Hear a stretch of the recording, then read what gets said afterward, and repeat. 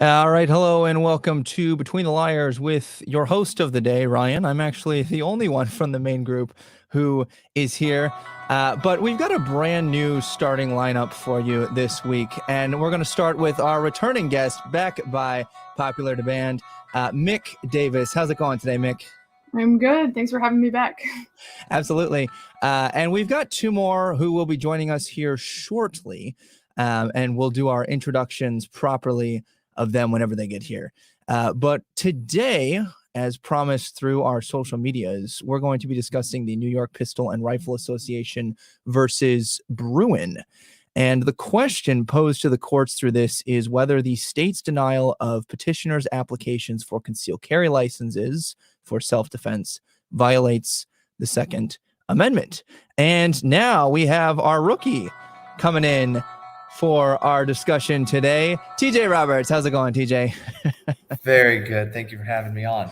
Absolutely. So TJ is also a former debater, and he is also in law school, similar to David McConnell, who we'll be having back. He is actually in moot court right now. He and his school have been running a very relevant topic, and so that has deterred him, as it tends to be. It's actually been really interesting to me because I'm joined on some of these Facebook support groups for podcasts and stuff, and you've got a lot of people who are asking, well, what do I do to have guests? And I haven't had that problem because I've just been like, who would be really great in this expertise area? Mick or TJ or David. And there's just like a long string of connections and friends that I made through speech and debate. So TJ, why don't you tell us a little bit about where you're going to school real quick, and then we'll jump into our announcements. Sure. So I'm a second-year law student at Northern Kentucky University, Chase College of Law. I'm also an associate editor for the Northern Kentucky Law Review. I'm also a part of the Chase Law and Entrepreneurship Program. And finally, I am an associate for the Bruce Lunsford Academy for Law, Business, and Technology.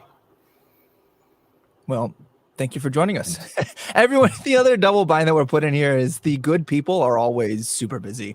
And as you can see, David McConnell is just busy at the moment. So we'll go ahead and start with our announcements. If you haven't already, be sure to follow us on our Instagram page, our Facebook page, our Twitter, and our YouTube channel.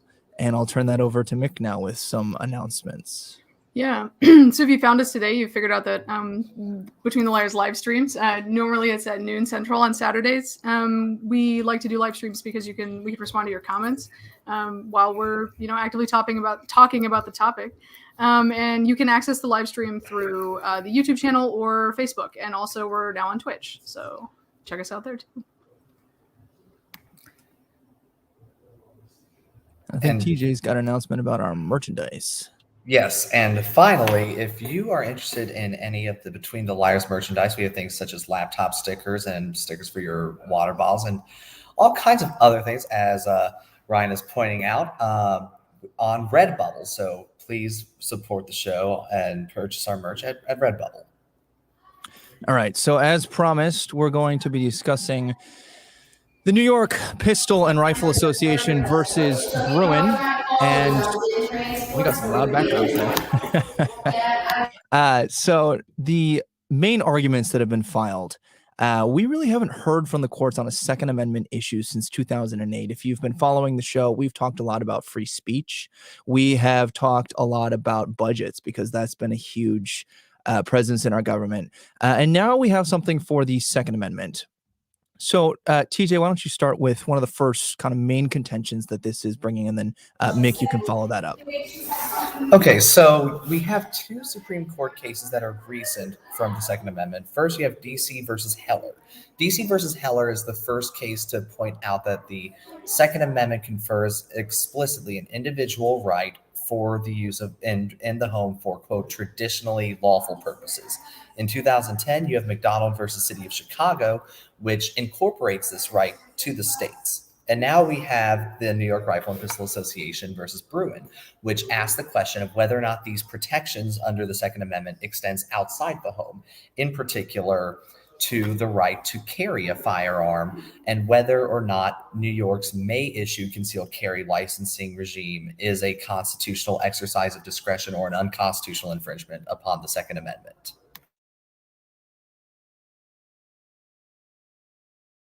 All right, yeah. So I guess now we're looking at the main arguments in the case that's before the court now. Is that correct? Cool. Yep. Okay. So obviously the main sort of sticking point is the Second Amendment, and the one of the sides has filed that it's a fundamental right that isn't shed necessarily when you leave your home. That you can't arbitrarily claim an area as being safe, or like where that right doesn't apply, and that we must provide evidence and warrant if you're going to declare that area safe. You must also provide a reasonable scrutiny there, and that weapons that are in common use must be allowed to be carried. So like things that consumers would typically buy or have, and that the government may impose reasonable restrictions on unusual weapons that may cause panic. So I believe that the main weapon that's sort of at issue here is like handguns, right? So it'd be like something that you would carry around, day-to-day type situation for some people. So And then I think the contrast to this is going to be the right to carry laws. And TJ, I think there's an argument that they make about right to carry. So you've got constitutional carry, which means as far as I've understood it, you're allowed to carry, versus New York requires very specific permits. And those permits can only be acquired if you can show that, in essence, you have more of a need to defend yourself than the average citizen. Therefore, you are one of the specials who gets this permit. But talk to us a little bit about their argument about the right to carry laws, TJ. Right. So, New York Rifle and Pistol Association argues that the right to carry is deeply ingrained in the history and tradition of not only our Second Amendment jurisprudence, but in the practice of the American citizenry, whether it be in open or even in the concealed context. The plaintiffs maintain that that carrying a firearm for the preservation of oneself is fundamental not only to the American notion of the Second Amendment, but to the very notion of self-defense itself. In particular, they cite William Blackstone's explanation, the 1689 English Bill of Rights, pointing out that the right to defend oneself and one's country is ingrained in the inherent natural right of self-preservation. In other words, any infringement that states that you cannot do that you cannot have this must come from a compelling interest, such as what the courts have found to have been traditionally acceptable as a restriction on carrying in unusually dangerous places. This is one of the things for like the School Zones Act. This is something for courthouses, things along those lines. However, in public, in areas of common use, the plaintiffs primarily argue that this is a fundamental right that is protected, and that the Second Amendment, as a result, due to history and tradition, does extend outside the home. One of the really interesting things about New York's rules about concealed carry of deadly weapons, or carrying at all, is that they require that basically you prove that I have a need for this, rather than assuming there are specific areas where we can show there is more benefit to preventing firearms than everywhere else. You can just constitutionally carry. I'm going to go ahead and I'm going to read just a little bit about some of this background for those who might not be aware of where this case came from. So originally there were two individuals who had applied for a concealed carry firearm license for the purpose of self-defense. And what happens in this process is they go to a licensing officer from the state, and that officer gets to determine whether or not you receive this. And the officer in question denied both of their applications, stating that neither individual met the proper cause standard required by New York law in order to issue a firearms license for self-defense. In general, New York does not allow concealed carry outside of the home or carrying of a loaded weapon, which would obviously need to be the case for self-defense purposes. You can transport your weapon to designated areas when it comes to the range, when it comes to going somewhere else or traveling, but you don't get to just carry without this special permit. So what happens then is the two individuals in question file, and the district court dismissed the suit and said this isn't going to happen. So it's finally come around to the Supreme Court hearing this in November. So we're actually ahead of the curve for once. Usually you catch us commenting on, I think that this was a terrible call by such and such legislator or the Supreme Court justice, but we're actually kind of giving you a little bit of information ahead of the curve this time. So kudos to TJ for putting this on our radar ahead of time. Final thoughts. Have I missed any details that our audience might need before we kind of move on to some of the side effects / unintended consequences that might come as a result of this appeal filing? So I think you really got the facts down pat. I think one thing that may be important to consider is that the specific wording of the statute is that one must show proper cause before a permit can be issued to them. And neither the statute nor administrative regulations or the courts have really gone into detail of what is proper cause. And as a result, there is a lot of discretion for the permit officer. Okay. And as I've understood it, there's not a lot of clear standards for this designates you as having the appropriate need for this. So like you mentioned, it's up to them. Is that correct? Yes. Okay. So TJ, why don't you talk to us a little bit about Terry versus Ohio? I know you were super excited to bring this in, and then we'll discuss that. So start with an overview for our audience members who might not be aware of what that is and what its effects have been or could be. Okay, so Terry versus Ohio was a landmark Fourth Amendment case. For some context, the Fourth Amendment protects the individuals from unreasonable searches and seizures of their houses, persons, effects, or papers. In Terry, the major facts are Terry and one of his associates were noticed by a police officer to be walking by a shop, looking into the window, and then walking back to the other person, talking, and then just rinse and repeating. This eventually derives suspicion from the officer where he believes that they are up to no good. As a result, the officer goes up to Terry and his associate, puts Terry up against a wall, pats him down, finds a weapon, confiscates it, and arrests him for unlawful carry of a firearm and for public menacing, I believe was the other charge. I could be wrong on that second charge. But the Supreme Court, Terry sued the police officer over this, claiming that this violated his Fourth Amendment right to privacy as an unreasonable seizure of his person, whereas there was no probable cause to make the pat down or the arrest. The court in Terry, however, ruled that probable cause was not required to engage in stop and frisk, which is what had happened to Terry, where he stopped him and patted him down for weapons. They rather argued that all that was needed was reasonable suspicion that a crime either had occurred, is about to occur, or is afoot. The issue behind this is reasonable suspicion is such a lower bar than probable cause that it essentially allows officers to simply pat you down and have a great public humiliation and inconvenience to you on a mere hunch. This has led to great instances of racial profiling. Mayor Michael Bloomberg's stop and frisk policies in New York come to mind, which frankly, that may have even violated Terry. But once again, reasonable suspicion is such an difficult issue. But one of the things that Terry specifically outlines is the fact that the suspicion that one is armed is a fundamental way that an officer has the ability to stop and frisk. If the Supreme Court rules in support of the plaintiffs, this will damage Terry and will be a fundamental victory for the right to privacy of Americans out in public.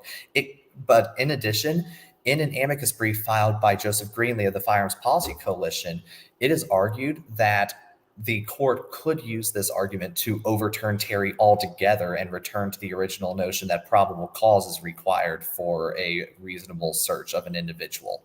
So there's not just Second Amendment concerns here. There's also fundamental right to privacy in public arguments to be made out of this case as well. Most of that seems to stem from the great latitude of discretion that officers, or in this case, the permit issuers, seem to have when it comes to determining who gets stopped and frisked, who gets permits, who doesn't. Mick, what thoughts do you have kind of on this concept, or maybe any possible outcomes of this decision? Yeah, I mean, gun rights is one of those things I don't particularly have like super strong opinions on. I'm from Tennessee, and that sort of interpolates me in a certain culture of like guns and carry. But I mean, I can see what New York is trying to get at with the law. I understand what they're trying to do. The thing that concerns me the most about the way that it's written, based on what you guys have described, is that there seems to be really two too much discretion. There's too much leeway. And it sort of sounds to me like you're trying to have a debate round without clear definitions. What are you really doing, and who is the discretion left to? In the context of a debate, it's left to the judge. But when you don't have great discretion here, I can see where, or you have too much discretion here and not great definitions, I can see where that can end up putting people in a bind and sort of violating their Second Amendment rights. So that's the thing that sort of stuck out to me in your description. As far as the Terry versus Ohio side effects, I think that's interesting. I would be curious to know, after this case is decided, how police unions and law enforcement in general will react to this, because it'll change, sort of how they day-to-day operate. But yeah, the biggest sticking point for me is just the idea that there's not really a clear bright line or clear definitions as to what would qualify someone to get a permit. That seems to be concerning if we're going to have laws like this in the first place. Let's kind of shift the conversation just a little bit, and we'll start with the constitutionality of New York's laws. So you have a lot of actors going on here. So we're going to try to keep this as specific, narrowed as possible, and we're not going to try to cram all debate over Second Amendment into this one. We're going to try to keep this specifically to this case. But one thing that is now being called into question through the filing of this case with the Supreme Court is, if New York is preventing its citizens from carrying its weapons, is that infringing on their Second Amendment rights? Second Amendment says that you have the right to keep and bear arms. And through its laws, New York, in a sense, at least from my perspective, seems to be saying you get to keep weapons as long as you can have a permit to do so. And then you have to be a certain amount of special to be able to carry the weapon or to bear the weapon. So I'll kick it to TJ and then to Mick to kind of think what your thoughts might be. I'm curious what those might be on the constitutionality of this law. So I would say that this law is unconstitutional on the Second Amendment grounds, particularly whenever we look at the Heller case. Heller indicates that one has the right to keep and bear arms for traditionally lawful purposes. This explicitly invokes the right to self-defense as a traditionally lawful purpose, while Heller is about the mere ownership in the home. So as a result, Heller did not extend to outside the home. But the reason why it did not do so was because the Supreme Court is not empowered to issue advisory opinions. They're not there to say that we are also extending it beyond this into this area here. So they just kept it to the home. However, self-defense has been something that has happened not only inside the home, but outside the home. In addition, Heller's use of history and tradition to show that throughout the time of the founding, individuals carried firearms on their person with the explicit purpose for self-preservation, whether it be against nature or against their fellow human beings as well. But of course, as well, to go on Mick's point as well, I'd also argue it's unconstitutional on the vagueness doctrine. The fact that there isn't a clear standard here makes it to where you have civil officers who are empowered to utilize their own discretion to essentially adopt their own policy, where they're not elected, they aren't representing the people, and there's no clear set of standards about whether or not that is okay. Yeah, I mean, with the obvious caveat that I am not a law student and I probably have no right to issue opinions on constitutionality. I think the most concerning thing is, the idea that this is particularly vague. And one thing that I wonder about, because I guess the Supreme Court's never really settled this idea of whether or not the carry extends to the public sphere. One thing that besides the vagueness point is, this seems to me like it's going to create more questions and answers, I guess. And I don't know. I don't know if I have a particular opinion on the constitutionality of it, but I am concerned about the vagueness of the laws and how this is going to interact with previous precedent, and whether or not other states are going to try this in different ways. So that's not a straight answer, but I don't know if it's constitutional or not. Who am I to say? I wait till the Supreme Court issues an opinion, and then I listen to other people give me their qualified opinions on it. People like TJ, for example. So that's what I've got. Yeah, unfortunately, we're missing our other law student in here. I'd love to hear David's thoughts. My plan, if you're watching this, is to have David pop in whenever he gets out of his duties, and if he can't make it in time, we will edit him in post edit, and we'll just get some of his thoughts and drop that in. Particularly, he had mentioned something about the mootness, and this is what made it slippery, and one of the reasons we haven't had an opinion. A number of years ago, I don't remember the exact year, and this actually might have been the Heller case you mentioned, TJ. Actually, I don't think it was. Scratch that. There was a case similar to this, but New York voluntarily. It was where the state of New York did not allow citizens to transport firearms except to specific designated locations. Those were outlined to be the shooting range, which in certain distance, and within the state of New York, you are not licensed to carry it even to a firearms range in New Jersey, let's say, and you weren't allowed to transport it. Let's say you had a second house. You weren't allowed to transport it there legally. Could you? Sure. But you could get in trouble. And so there was a similar suit that said, I'm not even allowed to transport this. This is a problem. State of New York voluntarily rescinded this and basically made it to where the state couldn't enforce this.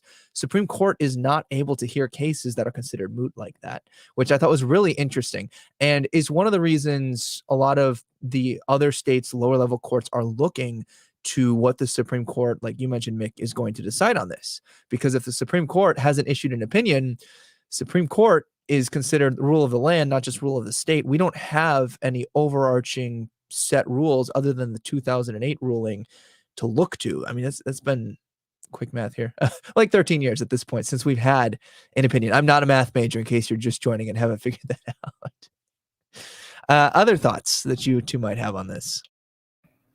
I have a lot of thoughts on the mootness issue because that is actually one thing that like some of the Firearms Policy Coalition attorneys, from my understanding, like it may not be FPC, but people who are at least aligned with them have been worried about is what happens if the state of New York grants these guys a concealed carry permit right now. The issue behind that, though, is the law is still in effect, and you could argue mootness still, even though the law is in effect, because the act of controversy in a way is put away.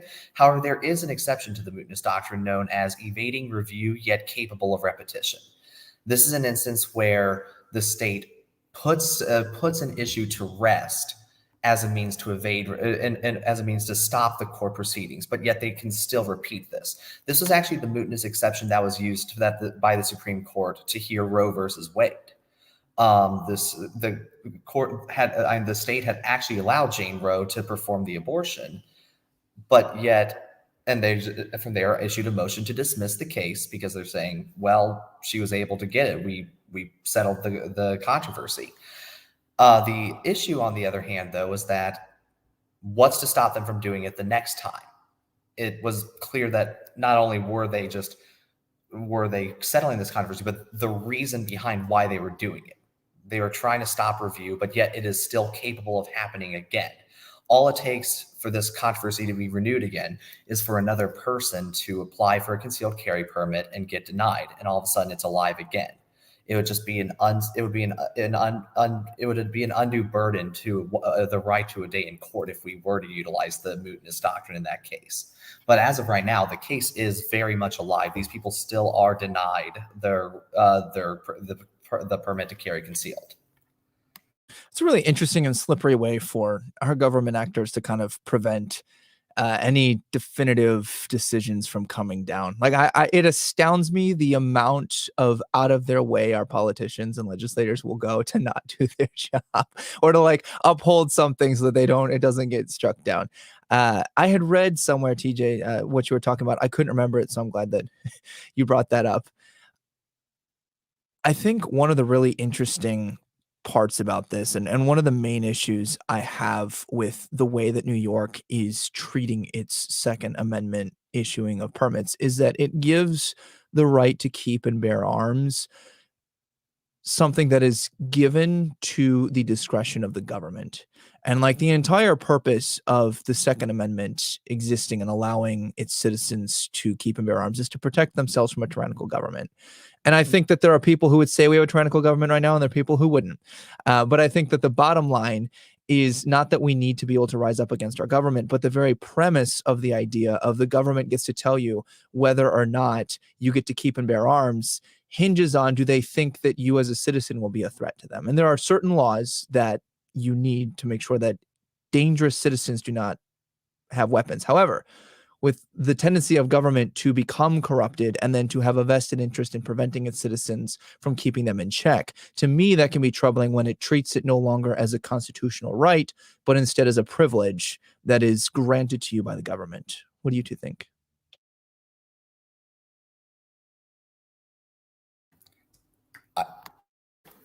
Mick, do you want to go first? I can go if not.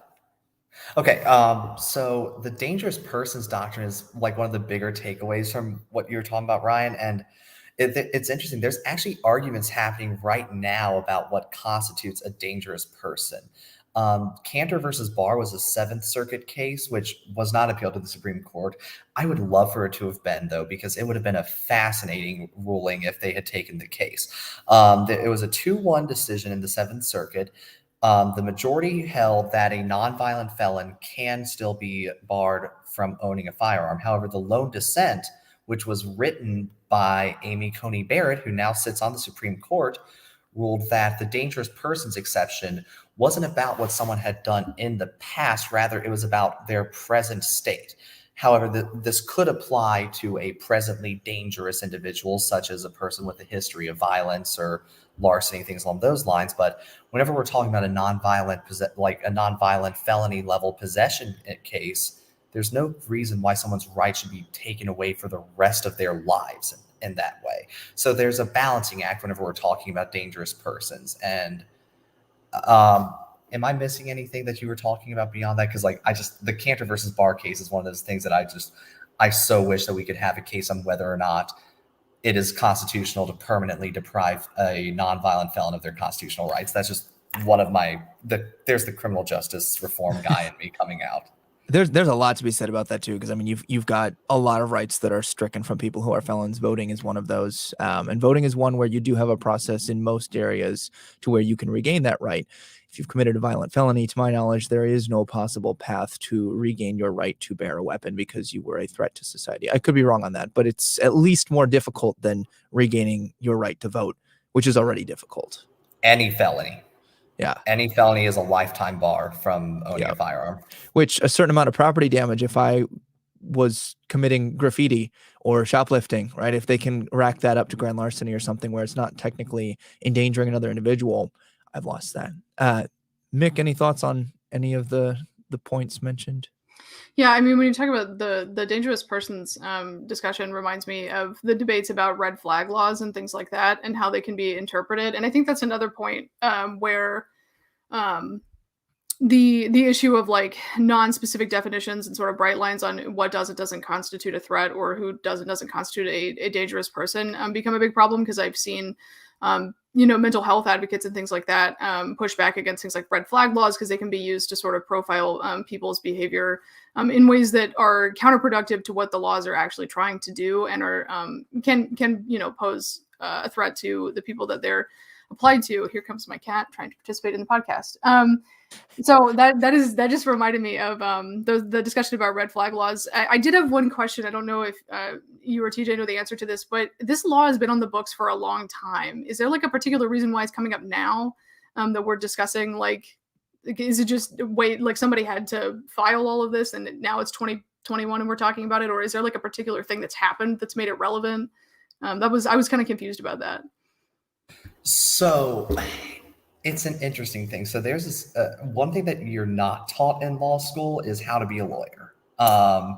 Having worked in law firms, though, one of the top things that's discussed is strategic litigation. Gun rights attorneys especially are terrified to take up cases as far up to the Supreme Court. In 1939, there was a case that upheld a ban on shotguns with barrels shorter than 18 inches in length. That is still case law 82 years later.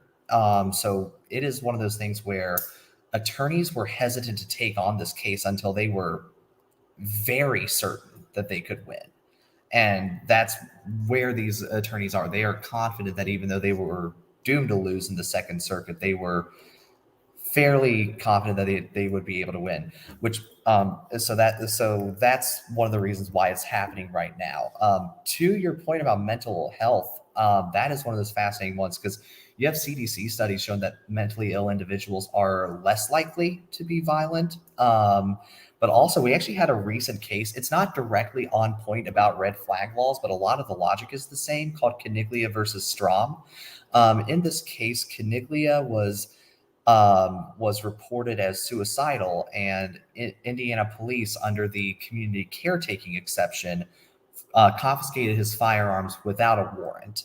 The Supreme Court just unanimously ruled that that was an unconstitutional violation of his Fourth Amendment rights. So that might go to apply to red flag laws in the future. Sonia Sotomayor, a Barack Obama appointee, during oral arguments actually grilled Indiana for this, of just, you had the opportunity to get a warrant, you had the opportunity to detain him before you got a warrant as well. You didn't get a judge's signature, so why did you think that it was proper? I believe it was Elena Kagan who wrote the opinion, actually, who was the other Barack Obama appointee. So there's a wide swath of ideologies all coming down to the idea that mental health isn't a reason to violate people's privacy rights or their constitutional rights in general as well. So it's a fascinating development. Red flag laws are a really interesting interjection. If you're not familiar with red flag laws, basically it just means that I can go to a judge and say, I think X person is a danger to themselves and or to others, and the judge in that instance can issue a statement where their weapons are taken away from them, and it removes the need for due process. They don't even at that point have to commit a felony or something else, which means that you have a lot of people who maybe I just don't particularly enjoy that a person or any people are able to have a weapon. And so then you have people filing those. So it's a huge messy can of worms. And it's particularly targeted, like Mick mentioned, towards people who have mental health, because mental health can also include, I mean, that's a very, very, very broad term. And as we've seen, broad terms with a lot of latitude means that, you know, I could say, guess what? You don't get this constitutional right anymore because you technically fall under mental health. So you might think of more extreme cases that might cause people to be more violent, but mental health can include things like eating disorders, those who have body dysphoria, dysmorphia. Those are technically forms of mental health. And so you can have a very broad range with which to discriminate against people racially or even based off of their mental health. Yeah, one thing that that you reminded me of is this, and I think that the through line for me between the red flag laws and in this case is that it seems to me that both of them are sort of not really targeting what they think they are, because like, but the issue of like, you need to have a good reason to get a permit, wouldn't that in a sense be waiting until something bad happens to you, or something bad happens in your neighborhood or near you, and then you have to go and use that as like a reason to get the permit? But then with red flag laws, it's, you have to wait until the flag has been raised before you can actually do anything about it, which oftentimes could be too late. And so when I don't know really where I come down on the issue of gun control at a lot of, especially when it comes to handguns. But those are the types of things that come up in these laws that sort of pique my interest, is this idea that like, we think we're targeting something, but we may actually be waiting until it's too late to allow the law to do anything about it, or it doesn't actually have the effect or the impact that it's intended to. And I don't know how you like get around that, but to me it seems that a lot of the vagueness and the who we're giving the discretion to drives a lot of like where the impact goes. And so I don't know, that's just something that you reminded me of just a moment ago. And I think that's an excellent transition to bringing on David Mcconnell. How's it going, David? I'm good. How are you? He's good. He's been released. We filled in our audience that you have been diligently giving away your free time to help with Moot Court, the precious free time that you have, and now you're giving it to us. So thank you for joining us. No problem. Excited to be here. Good. So we have covered, just to fill you in, David, we've already covered a lot of the overview of what this case is. We've started talking about the constitutionality of New York's laws and kind of the standards that they're setting. the gripe that we've kind of unanimously come to is the vagueness that is given to the government in this case, particularly to those who issue permits. It seems like you kind of just have to luck out and hope that, I can demonstrate or be considered special enough to have one of these permits, as opposed to I am able to carry without, unless I demonstrate that I shouldn't be allowed to carry that right. I'm going to put you right on the spot, just kind of throw you in, see what your thoughts are on that. Yeah, so I think that to the extent that the law might be vague as to who can get a permit, or the standard might seem a little gray, I think that just about every law has that gray area, especially if you're writing it from the perspective of the legislature. A lot of times there are agencies that can help clear that up. And I'll be honest, I don't know a lot about New York's regulatory state. I don't know if there's an agency that gives a more specific definition. But 90% of the law, in my experience in law school, is based on reasonableness. So to the extent that the law is vague, I feel like it might necessarily be vague. And I also feel like that if we took the time to really go through on a case-by-case basis and say, okay, Jane got her handgun permit, but Dave didn't, and John did, but Jackie didn't, we could really get closer to what the rule is rather than just the special need provision. What are your thoughts? And I'm going to put you on the spot again. We were talking about how we haven't really heard anything about Second Amendments from the Supreme Court since the rulings in 2008. Mick had kind of posed the question of why that might be. TJ had kind of thrown out the idea that the litigators or the defendants didn't really want to take it in until they were pretty sure they'd have a shot at winning it, because you wouldn't want that to backfire. What are your thoughts on, the Supreme Court's been pretty absent in its decision, or in the standards it's set that the lower courts can take up as a precedent in their more local rulings? Well, I think a lot of it has to do with how the court works. Like, before the court can take a case, one, case has got to be filed. Two, case has got to survive in lower courts. It's got to make its way up through the district court level. Then you've got to have a loser who wants to appeal, who thinks that that's worth it. So if your gun rights person wins at the district court, he's not going to want to appeal. And if the government doesn't just love the law, they may not want to appeal. So then you've got to go up through the appellate courts, and you actually have to have an issue to argue at the appellate court. And at that point, you still have to have an issue that is enough of a gray area to apply for cert to the Supreme Court. And for the court to grant cert, you then, I think, have to have like 6 justices agree that they want to hear that case in practice. So it gets a little tricky, especially when you're often dealing with a 5-4 court where we have 5 what we think of as conservative justices and 4 of what we think of as liberal justices, to get that 6th vote, because it means that you need a vote from the side that's going to end up losing the case. So in practice, what you need is a justice who thinks that they can win when in fact they cannot win. So I think probably what's changed here, for me at least, the most telling thing is we look at last year. There was a guns right case also out of New York, Second Amendment case, that the court granted cert, but then it became moot because New York State just got rid of their law. They said that they weren't going to enforce it anymore, and so then there was nothing for the Supreme Court to hear. I think what changed between last year and this year is Ruth Bader Ginsburg died. And so you had conservatives pick up another seat, and they didn't have to turn to Roberts necessarily for the swing vote or count on Kennedy. Instead, they had 5 strong conservative justices and a 6th pretty much conservative Chief Justice in Roberts. So I think really the reason this case is coming up today is because the dynamics of the court have changed, and also because you now have a more liberal national government. You have several more liberal state governments, and so these suits now have more forums in which to arise and more opportunities to survive the original trials and appellate processes. And this is why we have our law student friends on, because David just concisely stated with more knowledge and more specifics than I have been floundering for in a couple of minutes. So much appreciated, David. I'm going to pose a question, and you all can choose to answer what you personally think about the Second Amendment and what you think the courts will decide. I'll leave that up to you. But we mentioned at the start of this show that we are taking on a unique aspect with this particular discussion because we're beating the courts to their decisions. So we don't really have the opportunity to criticize or compliment what we think their decision was. Instead, we're coming up with the information to begin with.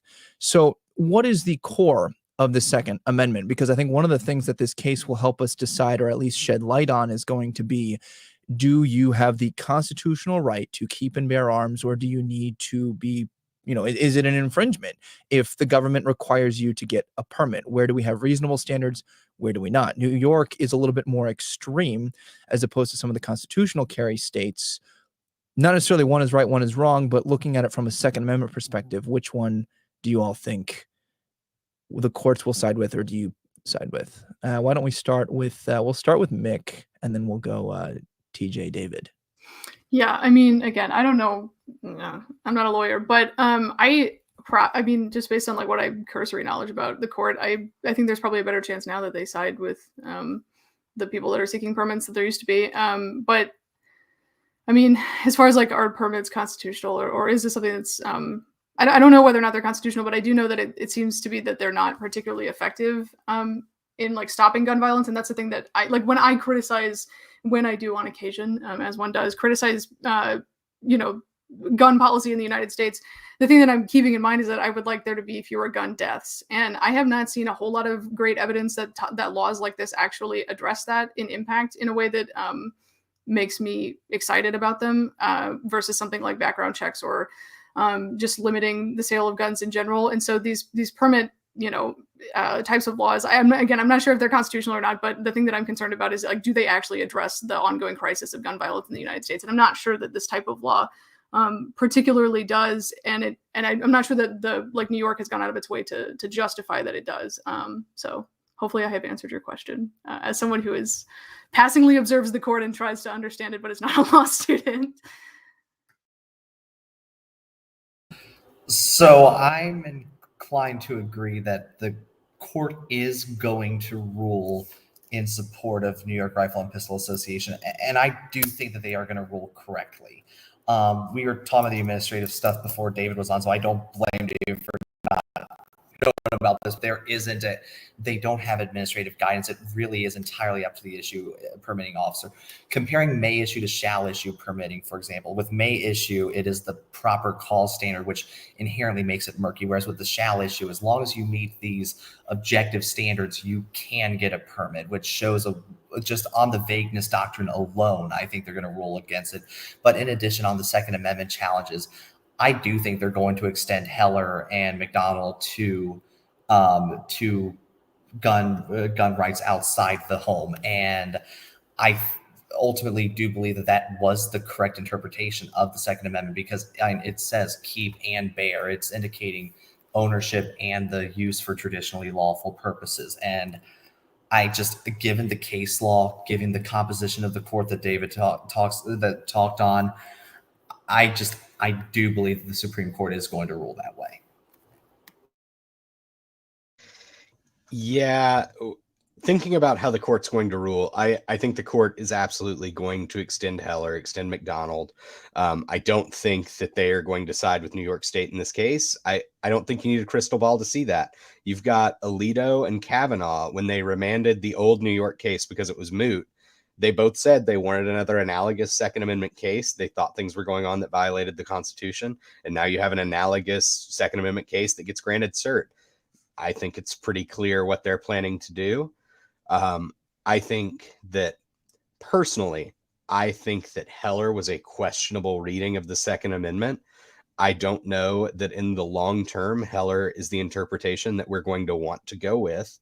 But I think that given the current composition of the court, they agree with the interpretation in Heller, and they're not going to stray from it, at least not in this case. Heller was the 2008 ruling. And David, could you just refresh my memory on what they decided through that? Sure. So Heller was all about a DC regulation that I believe required you to have a trigger lock or some other sort of disabling device on a firearm that you kept within your home.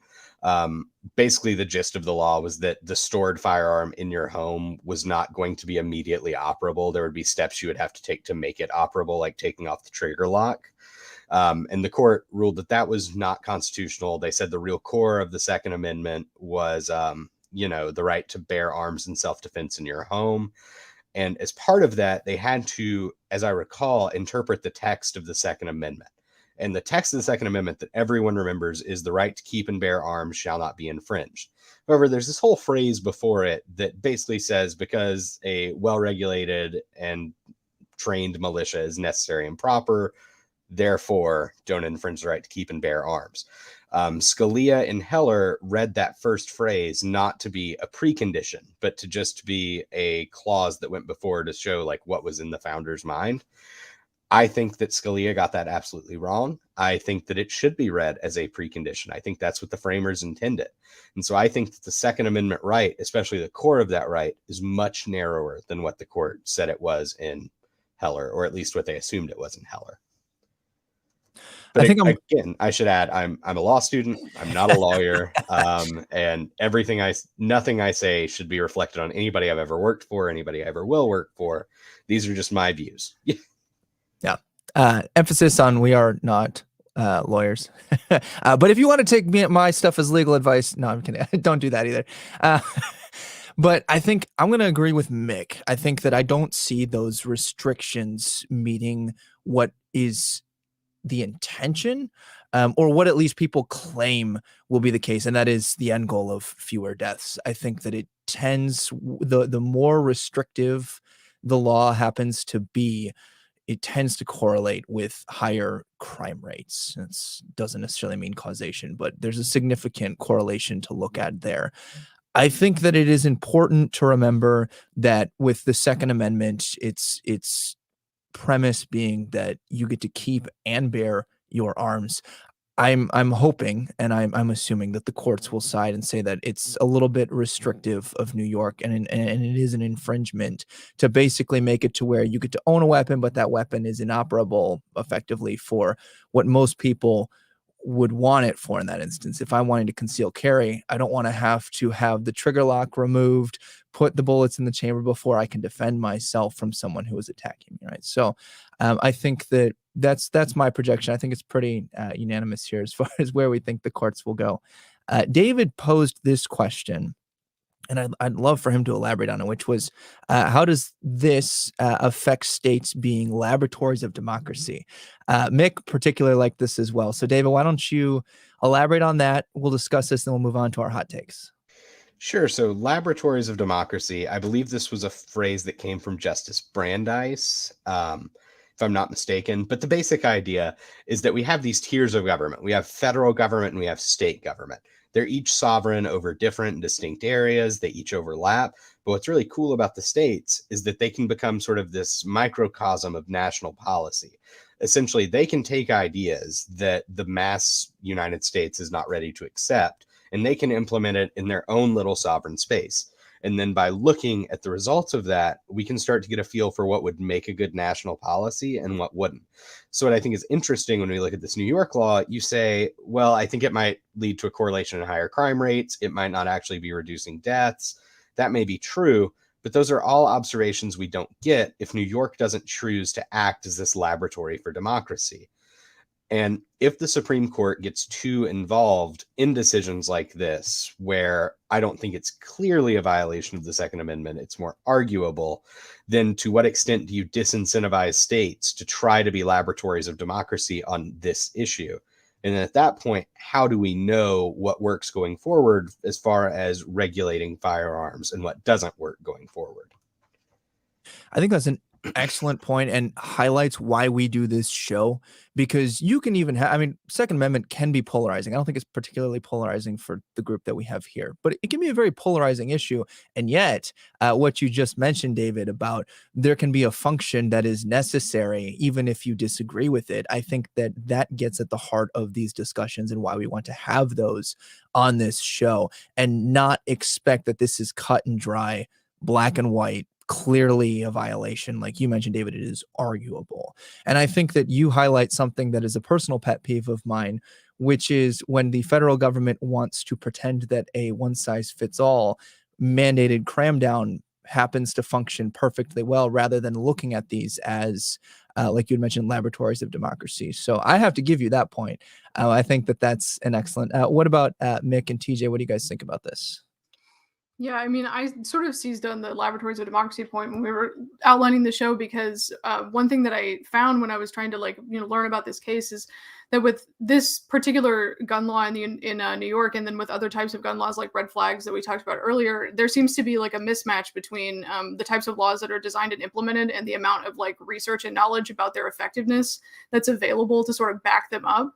And that's for a whole host of reasons. There's all kinds of restrictions on like, researching gun violence and things like that.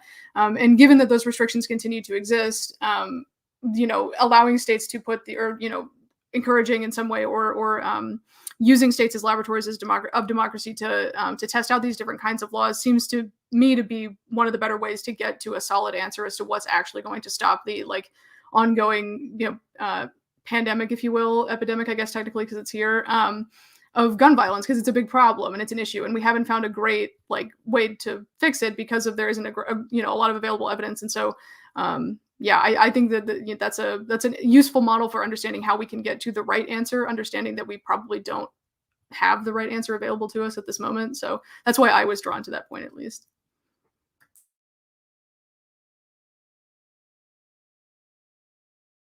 So I'm normally the person to advocate for a radical interpretation of the 10th Amendment, going so far as to say that the 10th Amendment is an indication of the intent of the founders to allow states to nullify unconstitutional laws from the federal government. On the other hand, I think that the 10th Amendment does have its constraints within the constitutional text, which while I want laboratories for democracy, I don't want laboratories for democracy when it comes to explicitly protected constitutional rights. While David and I may have a disagreement about the protections of the Second Amendment, let's just throw the Second Amendment out in this regard. Let's go into, say, First Amendment, Fourth Amendment. I don't think that, especially whenever we have the incorporation doctrine of the 14th Amendment, these do apply to our state governments. And I wouldn't want New York to be able to pass a stop and frisk law like what we were talking about beforehand. I wouldn't want there to be First Amendment concerns. I wouldn't want the 10th Amendment to be able to override the Third Amendment, which, by the way, I'm an absolutist on the Third Amendment. There shall be no quartering acts in America, and I will start a super PAC to run anyone out of office who tries to infringe upon that. But so like I believe, I love the 10th Amendment, but I do think it has constrictions upon it as any government principle does. So that's my whole take on the laboratories of democracy area. All right. We will be right back with our hot takes. And we're back. And surprise, TJ, we don't go anywhere. All right. So I'm going to hand it over to TJ for his final thoughts on this issue. And you can take it away. So first of all, I think that we can all generally agree that this law is unconstitutional on multiple grounds. Of course, you have the Second Amendment argument given the Heller-McDonald doctrines of it, where we look to the history of it. We show that the Second Amendment derives from the sacred right of self-preservation. And as a result, this has to apply outside of the home for it to be truly an effective right.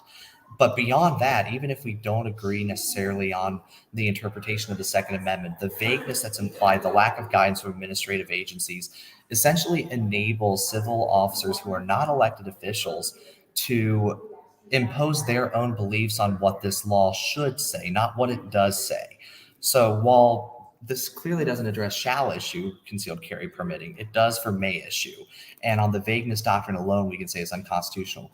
But beyond that, declaring this unconstitutional has other benefits on other protected rights. As we spoke about, Terry versus Ohio, the stop and frisk decision was largely predicated upon the idea that if an officer has a reasonable suspicion that someone is armed and could be committing a crime, we can stop this person, detain them, pat them down, and subject them to public humiliation simply for the exercise of what I sincerely believe to be a protected constitutional right. So ultimately, I think that not only will the court rule this may issue concealed carry regime unconstitutional, I think it should. I think that ultimately this will be a win for civil liberties. It's really up to the court to decide how much of a victory for civil liberties it will be.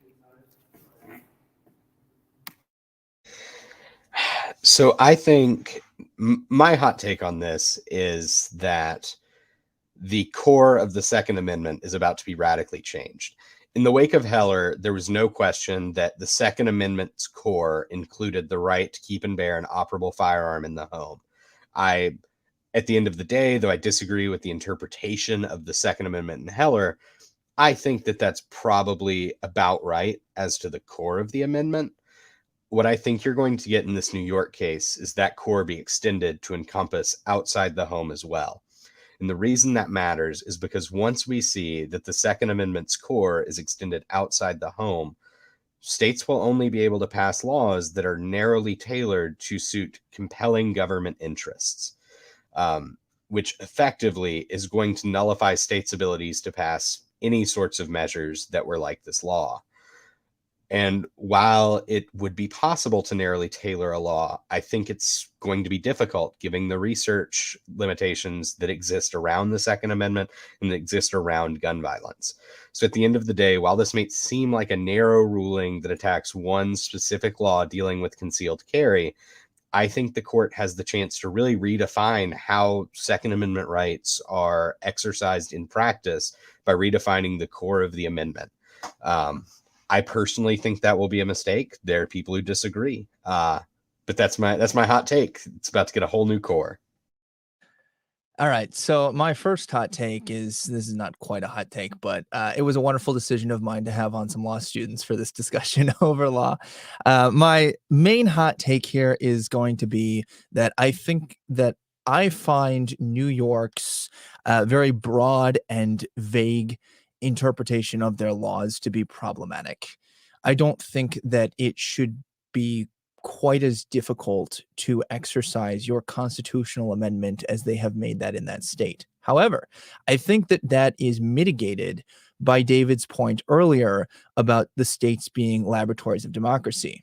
You see, I'm not in New York. I don't live there because I don't particularly enjoy that level of restriction. And I think that New York serves as a warning. However, at face value, I also do not like that they are infringing, in my opinion, in this way. And I'm hopeful that the courts are going to find that that's the case and that we'll get a little bit of a sense of clarity that the lower courts can appeal to for their decisions as far as precedent that's been established. My last hot take is going to be this concept of a right versus a privilege. And this is why I take such an issue when it comes to the way New York has set this up. I think that they treat the Second Amendment as a privilege that must be bestowed upon you by the government that requires you to prove that you are worthy of exercising this right. And not just that you're worthy, like there's plenty of laws that say you have to, not commit X, Y, and Z felonies. That's common sense. But to say that you need to prove to us or demonstrate that you have a need to defend yourself, I think that that tends to completely undermine the concept of a right. And I'm hoping that that will be determined in this case as well.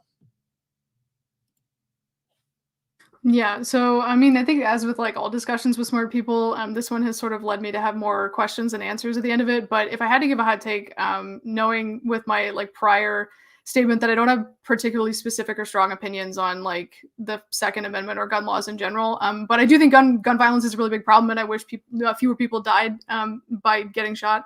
I mean, I think we need to do something about the ongoing crisis of gun violence in the United States, and I'm glad that states like New York are at least trying to act as laboratories of democracy in a sense and do something about it. It doesn't seem to me that we have to date stumbled on the correct and constitutional answer to address the ongoing crisis of gun violence, and given what David said earlier about the way that the Supreme Court's decision could potentially impact the ability of states to pass these types of laws in the future that could address gun violence, I am now concerned about what our future looks like when we go to actually address this problem. So I guess my hot take is that I wish there was more information. I wish there was more research. I wish we had a better answer. And I'm now concerned about whether or not we're going to be able to continue to try to search for that answer, depending on how the court rules on New York's case here. So. All right. I'm sure you find yourself somewhere between the liars. Join us next week, hopefully at our usual time, but thank you for being flexible. Goodbye for now.